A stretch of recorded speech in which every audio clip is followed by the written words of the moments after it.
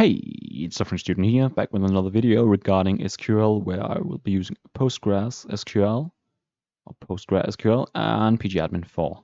So in the last video, I showcased how to select specific parts of our table, and now we would like to change specific parts of the table. So for example, let's say one of the specific users, in this case, let's see, Dan, logged in at some point. So we want to change the last login value from Dan to the current time, for example. So what we could do, so we can call update. Then we would give the table, use a table in this case. And we're going to be setting our last login value. And we're going to set it equals to just now, which is like a function we're calling, so getting the current time. And we're doing it where our, and that's actually where it's quite important at this point, having our IDs. Because for example, if we want to say that we want to set Daniels, but we have two Daniels, so it's necessary to have a specific ID that's unique, where we say maybe use ID 1 logged in now instead of saying Daniel. If we say these two users are actually two different people.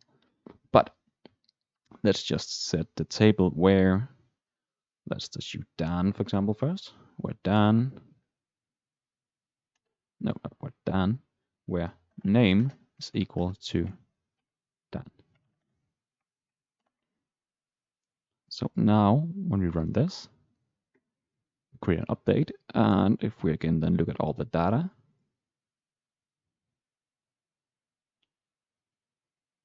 we can see nothing changed because I forgot to create as a capital D. It's case sensitive, so let's try again. And there we go.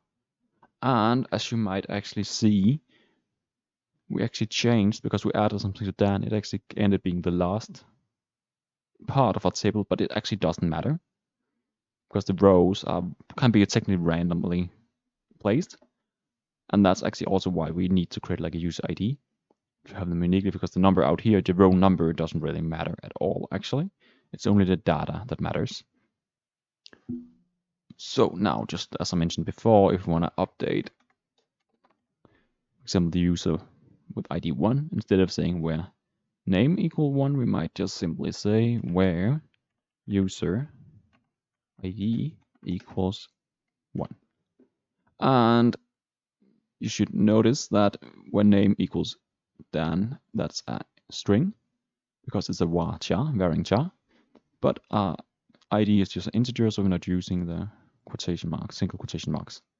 But let's update ID 1, and then look at the table again.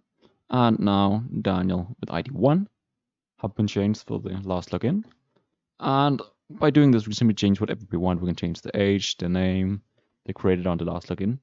But what's actually quite important is that we actually can't change the user ID because it is a primary key, which means it's unique and it can't be changed.